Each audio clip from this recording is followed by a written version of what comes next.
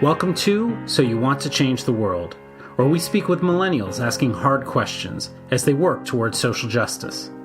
Each episode, we interview an alum of the Thinking Beyond Borders programs, where students develop their capacities to create meaningful change. I'm your host, Robin Pendoli. In this episode, the pedagogy of equity and justice. I first met Lucy Griswold in 2009 when she joined our second Global Gap Year class. Since that time, she's attended the University of Texas at Austin, where she earned a BA in political science and a master's in curriculum and instruction. She's now working in public education. Welcome, Lucy. Thank you so much, Robin. I'm so happy to be here. Yeah. So you've been a filmmaker, a political columnist, a cartoonist, a grassroots organizer. Why have you chosen teaching to create meaningful impact? I like to think of myself as a teacher activist, and I think that often a lot of people who come into my field, their teaching, their classroom itself kind of becomes really intimately a part of their activism, right? So in their classrooms, they incorporate issues that are important to them, and they think that they're kind of passing on this baton of organizing to this next generation. I remember in grad school hearing that refrain so frequently, literally coming from 22-year-olds who were saying, I'm teaching to, educate the leaders of the next generation. And just remember being so taken aback because I was thinking to myself, how are we not a part of that, right?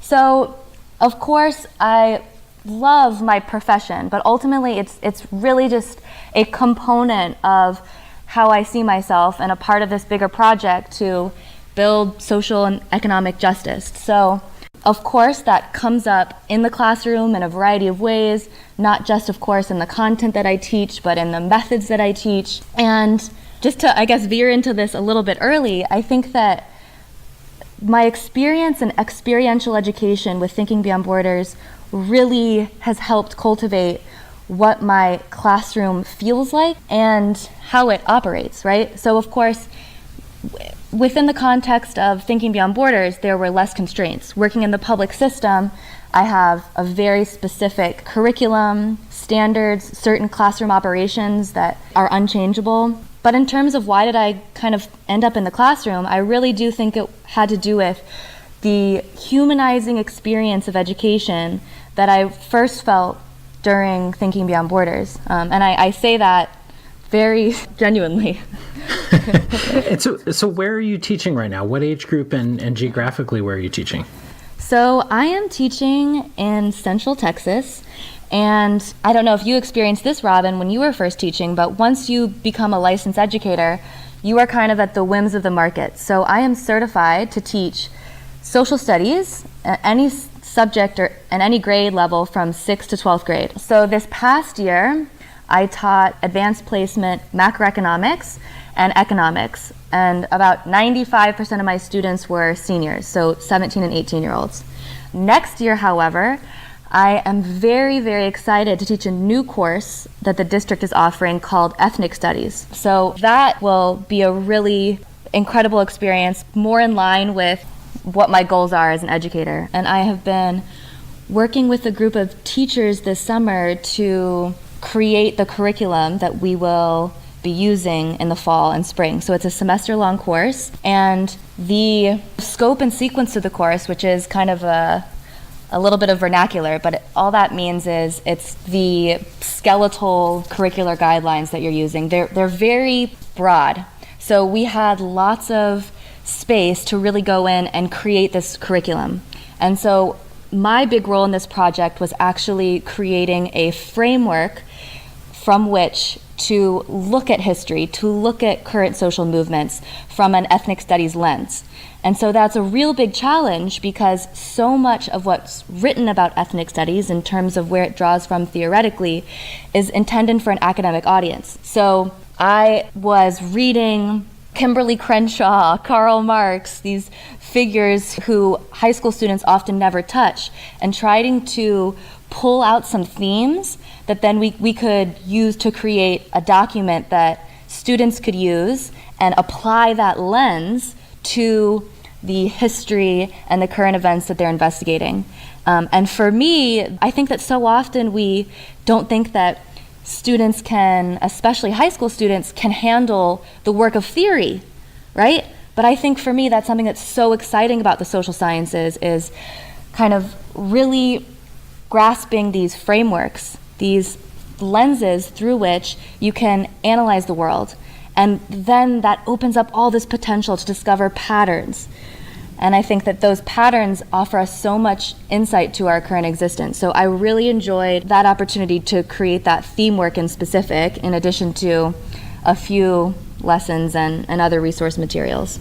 So the challenging question I have for you is this then. You're a relatively young white teacher, young meaning in your career, and what's the demographic of your students, and are you concerned about the framework you bring to leading this ethnic studies course? Yeah, I think that's a really important question, and I think educators really should be asked more about their identity and how their identity plays into their pedagogy. So one thing I really strive for as an educator is to build trusting relationships with my students. So I always start the semester really forwarding the issue of identity. And I think it's actually really important to name my racial identity. So I might even say something like, I am a white person. I am also an educator. I'm someone who has power, right? And so those are two things that for many of us are barriers. And so students have many reasons not to trust me. And so I let them know that it's not something that I expect just because I'm in a position of power, right? That I really believe in earning that trust. One way I do that in specific is I, of course, in a very professional way, show students that these ideas that we discuss, these are things that I'm committed to politically. And so when I see students at a Black Lives Matter march, or when they see a clip of me in the newspaper where I am standing up for an issue we've talked about in class, I think that it's really important for them to see models of what it means to be an activist, right? And not to fetishize these things as kind of things that are concretized in history, but things that are very much alive today. So I think that you're right. There's so much there in terms of your identity, and it's just about creating a trusting environment and about practicing what you preach. I find that interesting because, the popular discourse around education or the way our culture seems to think about education is that it's supposed to be an apolitical space, the classroom, that we're supposed to talk about things at arm's length, and the educator in particular should not have a political agenda. Otherwise, you're at risk of indoctrinating, of being accused of indoctrinating students. But you're talking about very much stepping forward and setting an example of living your convictions. Do you find that to be problematic? How do you handle the political reality of the example you're setting? So the first thing that I'll say there is that when we hear this notion that teaching should be apolitical, I think that we really need to reconceptualize what we think of as neutral knowledge, right? So in the state of Texas, if you look at the curricular guidelines for social studies, of course, those are value-laden standards. For example, the standard about Pancho Villa presents him as this anti-American terrorist, when, Pancho Villa is often in many of my Latinx students' households as someone they revere, as a heroic figure. So I think we first need to acknowledge that there is no such thing as apolitical. When you draw on a cooperative learning model and a inquiry-based learning model, which are kind of just fancy ways to say that students generate their own questions, that students find out answers to their questions as a collective, and you function as more of a facilitator, what you see is that students start finding these things themselves. So rather than me being a gatekeeper of knowledge, I just try to expand their questions. And often that means expanding beyond and outside of common ideologies. So how is this pedagogy, the desire to serve as a facilitator and helping students identify their own questions about the world and themselves, how is that related to your political agenda as an educator? I remember when I was in graduate school and when I first came into the classroom, you hear these common refrains of, "You wouldn't believe what my students can't do. My students thought that Africa was a country. My students don't know what a sentence is." And you hear this type of deficit-based thinking about students all the time. So rather than approaching students from this deficit approach where you focus on what students can't do, I think that, and not to pander at all, but having a strong position that students have valid information that they carry. And ultimately, what created their hesitancy, their kind of unwillingness to trust themselves, has been the system of education. So as much as possible, I try to bring hyper-relevant examples to students into the classroom. In our unit in my economics class on gender and economics, we looked closely at the gender wage gap. And I found that discussions about the gender wage gap were not eliciting strong responses from students. And somehow, amid kind of some confusion during our seminar, a male student had called out this female student and said, "You should smile more." Like she was getting too kind of angry or perceived as too aggressive during this conversation. And then all of a sudden, this conversation that started analyzing Bureau of Labor Statistics data about gender became another question about gender. It was about how male students and female students talk to each other and what they ask each other to do. And this debate became about, should male students, or men in general, ever be able to tell female students to smile? And then what came out was all of these anecdotes about students' lives. And we were talking about the same thing. We were talking about the exact same problem, which has to do with power in society. And of course, thinking about power as associated with money and the capital that comes with having knowledge over money and finance and economics.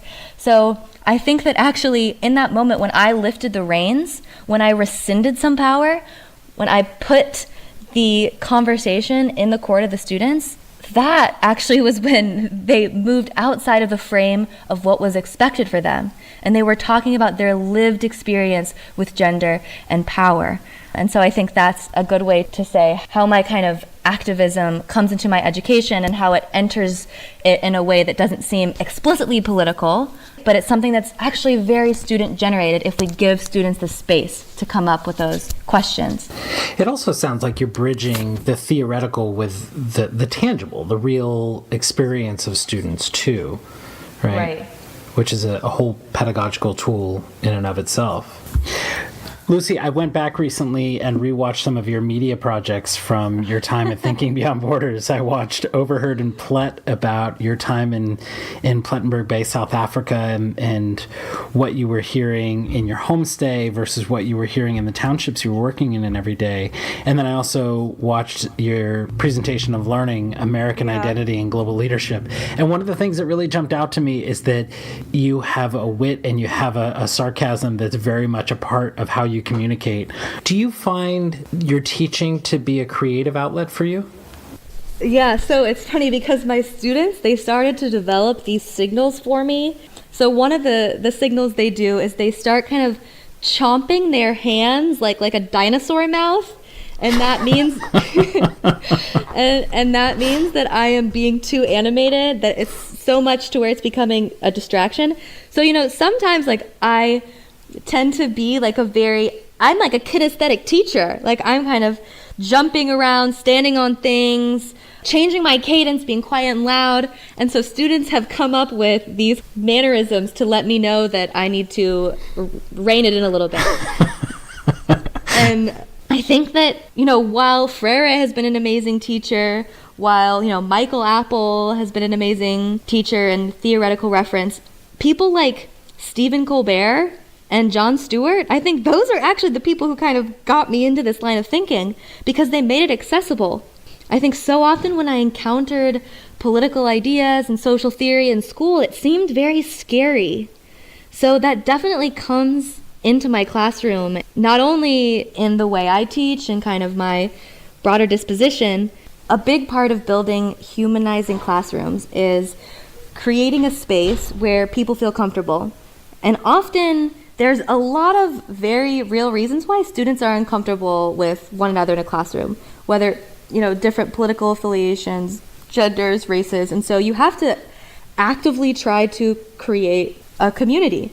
And one of the best ways I find to do this is through improv comedy. It's vital to building a collaborative classroom. But I also think, I've been talking about like the fight, right? The fight for social and economic inequality. But as we do that, as we struggle for something else, we should actively be living what we want to replace it with. So improv games, comedy, humor is such a big part of that. Spending time in classroom laughing together, there's nothing better than that. I had this student who, if you look at his file, all of the boxes are checked in terms of having every sort of disadvantage. And the student was so quiet. And one day, to start off class, we were playing this improv game, and he just whooped out all of these like spot on impressions of like Australians, of different kind of geographic regions from around the world. And this student would never have been someone whom even his peers thought would be able to do this. So yeah, it's really important to have this lightness as you really try to deal with heavy subjects. So those are kind of a yin and yang part of this project. The pedagogy of comedy. Yeah, the pedagogy of comedy. That's great. It's funny, we talk at TBB when we're hiring program leaders, the educators in our programs, we talk a lot about the importance of seeking out educators who don't treat their work as a vocation, they treat it as an art. Right. In the way that artists do exactly the things you're talking about. They find a community of artists where they can come together and do constructive critique of one another's work. They can be pushed and challenged and think about the dynamic message they're trying to share and whether or not they're actually conveying that.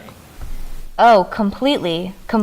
And it's interesting because I tell people that I'm a teacher, and they will literally say things like, oh, well, didn't you get a really good award as an undergrad? Didn't you have a really good GPA? Or they'll say, did you do Teach for America? Which, of course, is the only way that it's acceptable to go into teaching if you are kind of positioned as a high-achieving student. I think that it's incredibly creative and stimulating. And so, of course, you have to get rid of this, what is unfortunately a pervasive perception that teaching is easy. It's incredibly challenging. And one thing that's been so important in this profession is that it takes years to even learn how to be a self-reflective educator. Absolutely. So, right? I went to the field knowing that I knew very little, despite the fact that I had 2 years of graduate school experience, that I had lengthy experience tutoring with, young people, being a summer camp counselor. So I knew I was going in without everything figured out. What I didn't understand, I assumed at that point that I knew how to reflect. And I'm realizing now that I'm still figuring out what the praxis piece means, right? I think that's what you're talking about, which is that you can have an understanding of the theory, you can live every day in the practice, but just being able to move between the two and having the process in place to do that is such a challenge. And I think as especially activist educators, that's where the role of community comes in. That's where addressing these things collectively comes in.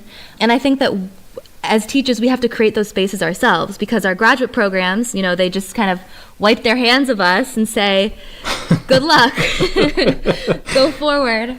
That's why communities of teachers like those that occur in Thinking Beyond Borders are really important, because for many of us, the evaluative systems that exist in our schools are purely punitive. So they're just literally the evaluations we get are kind of just meant to punish us and superficially identify our strengths and weaknesses. My whole life, this is not just a profession, right? It's just an extension of this disposition, this commitment to changing the world. But it's also how I get my sustenance. So just because that's the case does not justify the treatment that teachers get publicly and how that then is measured monetarily. So you're early in your teaching career, and yes.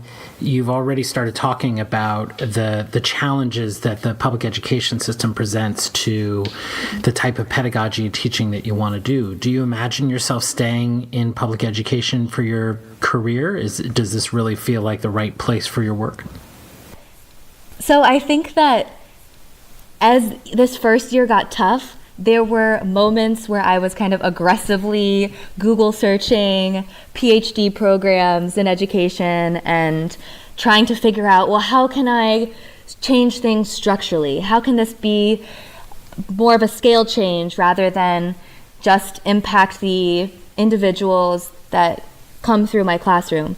And I think that we need to reject that thinking to an extent.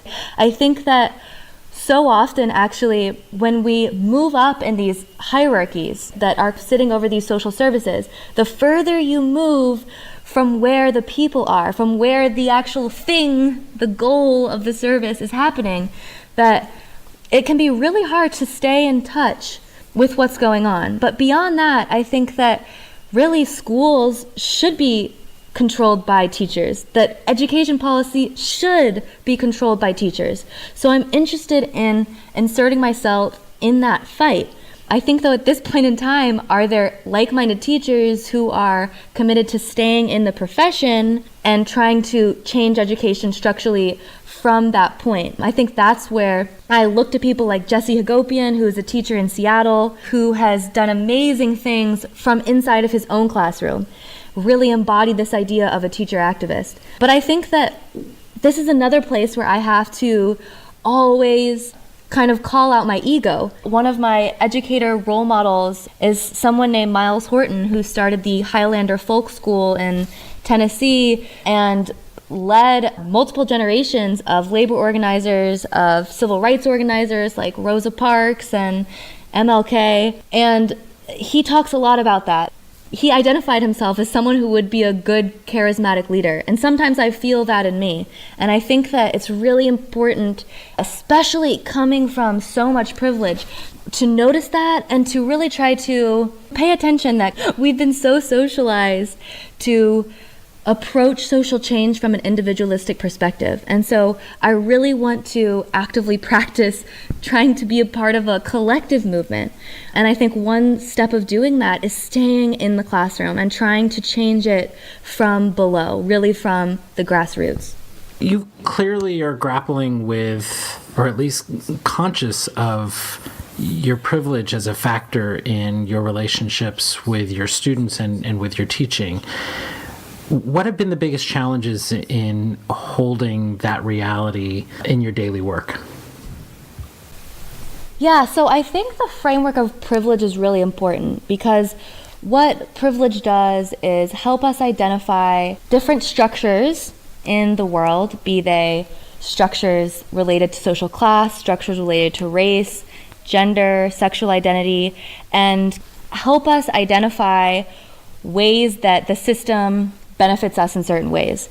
I think, though, too often that framework is used to assert that people who hold privilege in a concrete psychological way actually benefit from it, right? So if you actually use the logic of privilege, for example, someone who comes from a middle class or upper middle class background, the privilege framework would lead us to believe that if everyone was only middle class, then the problem of social class will disappear.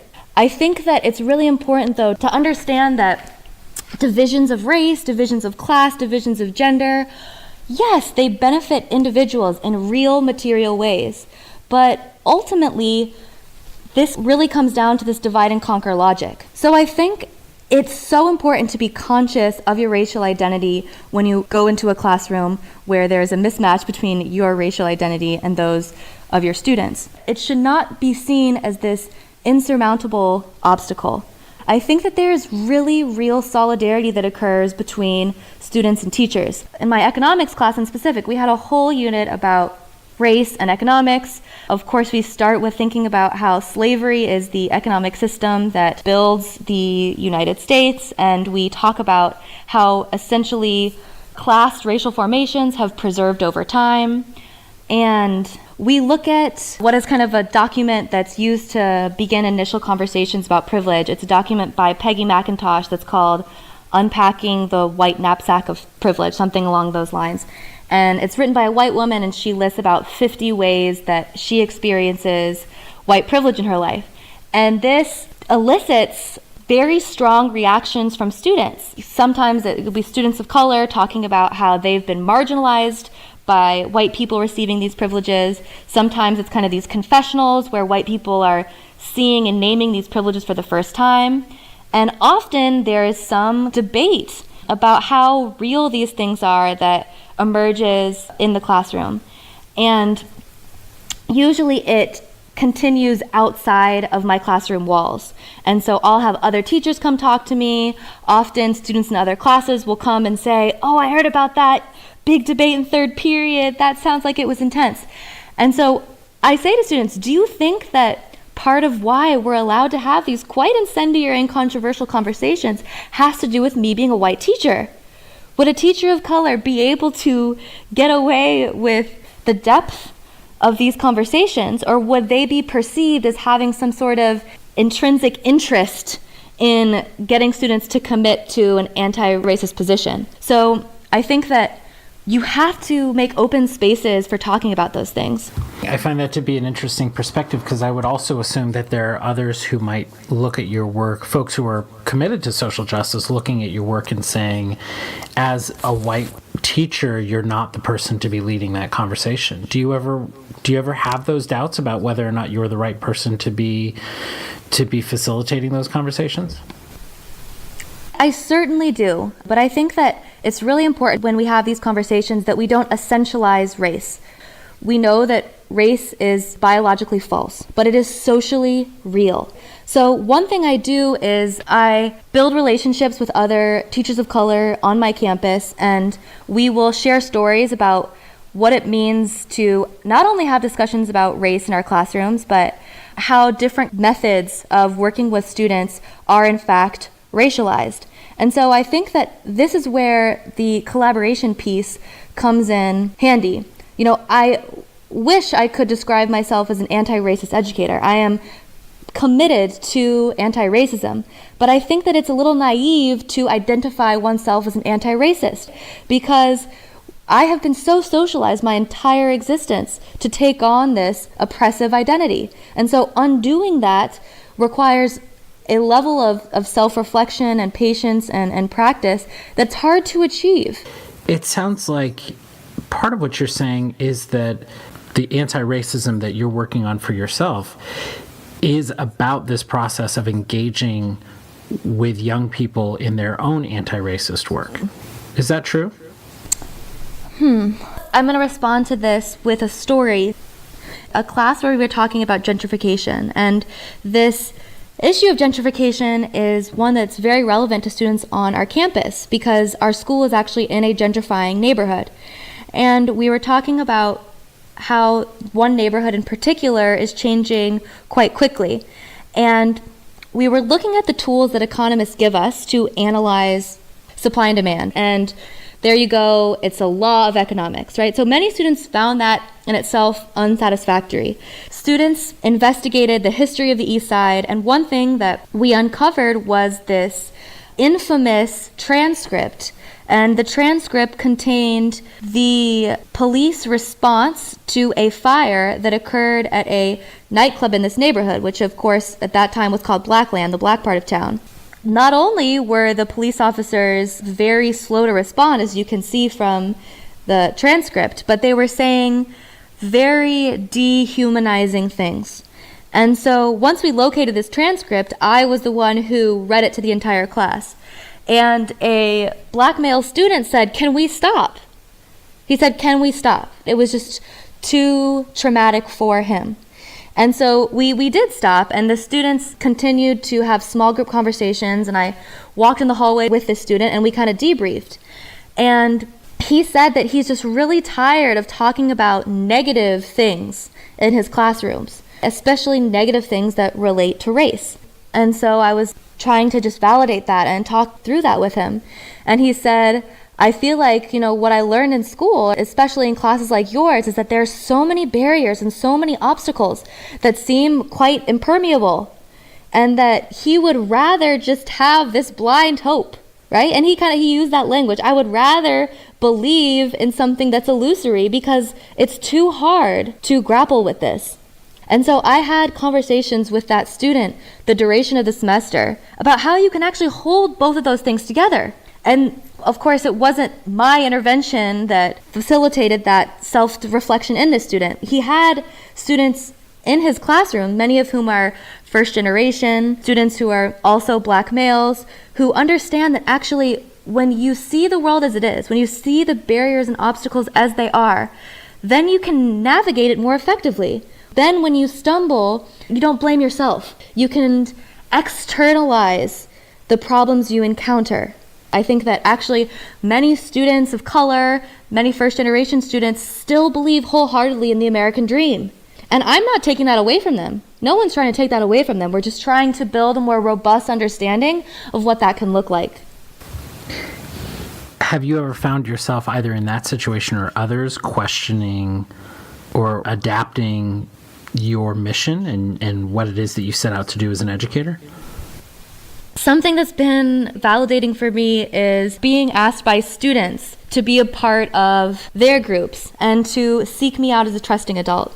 And one way that came up this year was towards the end of the school year, students had asked the administration if they could wear traditional Mexican-American serape stoles over their graduation gowns. And the administration came out against them, saying no. And so at that point, students came to me, and one thing that I've really had to resist is my assumption that I actually know how to respond to these things. Because having been a seasoned organizer, I'm like, well, you contact the press, well, you hold a rally. And it's completely the wrong impulse just to start feeding students ideas. So one thing I'm really reflecting on and working on as an educator is how do you facilitate these type of conversations with students? It's different from being in a classroom because all these students have already committed themselves to changing the world, have committed themselves to social and economic justice. What's been the most challenging day of teaching for you? The most challenging day of teaching, quite honestly, was the day after the Trump victory. It was difficult for many reasons. One of which was that I didn't know what to say. I guess really hoped that I would come up with some sort of useful lesson, some like convenient piece of hope to give to students, and I wasn't able to do that necessarily, or at least intuitively.